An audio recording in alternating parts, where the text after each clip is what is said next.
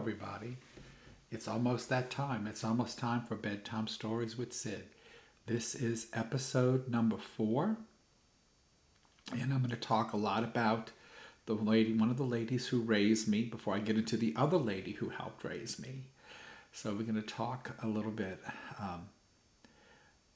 about that, and we're going to try to get through this series. This particular bedtime story might have to be in 2 parts because it's going to be a little bit lengthy, and I want to bring some joy, and then there'll be some moments of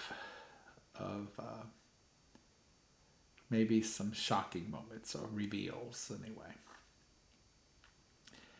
So we've got 1 minute left. And I'll hit it right at 10 o'clock and I'll get started.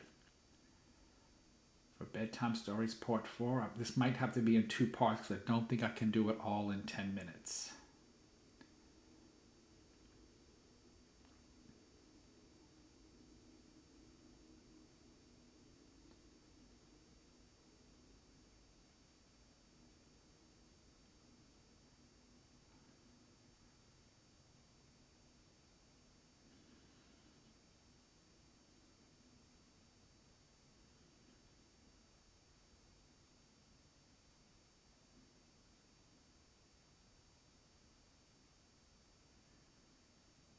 Okay, welcome. This is Bedtime Stories with Sid, Part 4. I'm going to try to wrap up the 60s in 10 minutes. I probably won't. This might have to be 2 parts. I'll have to pause and then start over again. So this might be a 2-parter. So the one thing I wanted to talk about tonight and tell you the story of is, remember the lady who raised me that we talked about, where she had the little fella and she lived in North Louisiana? Well, down here she raised me, and because of being raised in North Louisiana, she was raised on a plantation. So she was very prejudiced. She was very racist, but it was out of fear. I kind of understood what that was based from. And she tried not to be. Like there were moments that I will share with y'all as the journey continues where she really fought that racism within inside herself, but she did have fear. And that was from growing up and being told things, and it was cultured into her. And but one thing she had, every year for her birthday and for anniversary, she'd get lots of gifts. She called them her pretties.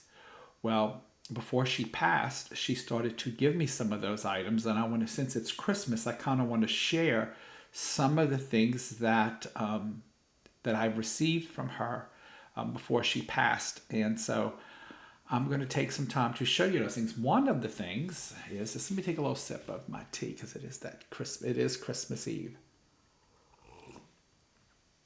One of the things that she gifted me was this cookie jar. And it is a very old cookie jar. It's all gold filled here. There's the lid.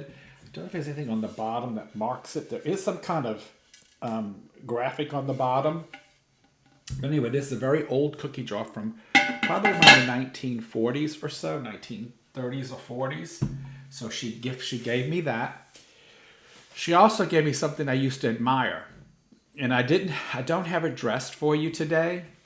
But I'm going to show it to you. So this here would be every holiday. This would be on her table. And what's really cute about this is that depending upon what holiday it is, you get matching napkins and you fill them in the back and you make her skirt go all the way around. So she would have this on the table every year for every holiday, and then she would have, whether it was 4th of July or Christmas or Halloween, she would have the colored napkins filling out the skirt of this. And so I was blessed to have that. But one of the most prized possessions of hers, and I got a bunch of other little things of hers, but the most prized possession I have from her, I got to get it for you. Let me get it for you. It's big, but she gave me her German pouty 1890s doll. And it's a porcelain doll, and she goes to sleep, and her name is Polly. And this is a little tribute to Miss Polly here. Polly is a beautiful German pouty from the 1890s. And when you lay her back, her little eyes close, and when you sit her up,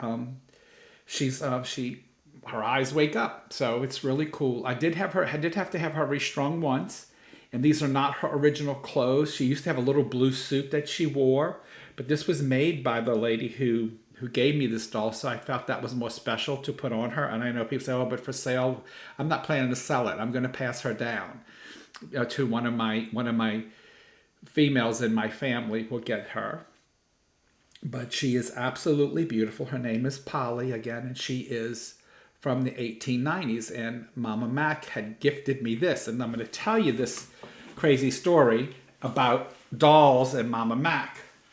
This doll actually won second place in a porcelain contest. But anyway, so she's a prize winner too, Miss Polly. But anyway, so I just put her to sleep. But also, what I wanted to tell you was there's a story. So like I told you, Mama Mac was raised very racist. And she took me to Canal Street because she lived on Hay Place, which is right by the bus line. So whenever she would keep me, a lot of times we would hop on the bus and go down to Canal Street. We would go to all the old stores like the McCrory's or the old Walgreens that actually had the old soda fountains in them. You know, the way you go up and you'd have a hamburger or a malt or those things. So she took me to all of those. And then she took me to one store, and I wanted this baby doll. For some reason, it was a little black baby doll, and I wanted it so bad. And there was only one left, and she actually fought this woman for it. It was right around Christmas time, and she actually fought this woman to get me that baby doll because I wanted it. Don't know why I wanted it, because I don't remember playing with it, but I remember the incident in the store. First, and I couldn't have been no more than 4 years old, because like I said, I remember being in the store. I remember the other person wanting it. It was the last black baby doll on the shelf, but I just had to have it. So I have that fond memory still of Mama Mac. And again, she was racist. I was shocked later in life that she even did that because of what she had been through. And she loved me, and I loved her very dearly. She raised me from 6 months old to probably about 8 or 9 years old pretty regularly, and then maybe periodically after that. And that's where the little fellow would come floating out of the closet and then 9 years after me, my sister saw it. So, this was all part of the developing and the seeing things. And she was a very big piece of it. It was that energy that stayed in her house. And it was always, when I was there, it was comfortable. But when I first would get there, you could feel like tension in the air all the time. And I didn't understand what that was back then. Wasn't able to read the room. But I do know that she had 2 sons that she loved very much. And she had a grandson that she loved very much. And I think all of them have passed now, if I'm not mistaken. All of them have passed. And my mom actually used to have a crush on one of her sons before she met my dad. But, so it's a lot of history with her. And then she passed probably somewhere around the mid-90s, late 90s, somewhere around there, maybe the early 2000s. I know she didn't get to come to I don't think she was at Mon and Magnie's wedding. So she passed before then. And I know she passed probably right before Katrina, because I know she wasn't alive for Katrina in 2005. So she passed probably around the mid-90s. I'm not sure the exact time she passed. But I lost a lot of people in the 1980s. And when we get to the 1980s, you will see that was a very depressing time. But I wanted to share that. But also in that period, too, I got to tell you about some trauma that happened to me that also, helped me with my open up, was that I was sexually assaulted by a number of people. And I'm not going to get into the details or anything, but that pulled me back out of society a little bit. It held me and it put me back in a shell for a bit. And, it's a long story. I'm not going to get into it, but I think it's crucial for when I get into stories later that this is all going to make more sense to you. So I have to put that piece in there about being assaulted. I was assaulted both by boys and girls. So I was assaulted by both.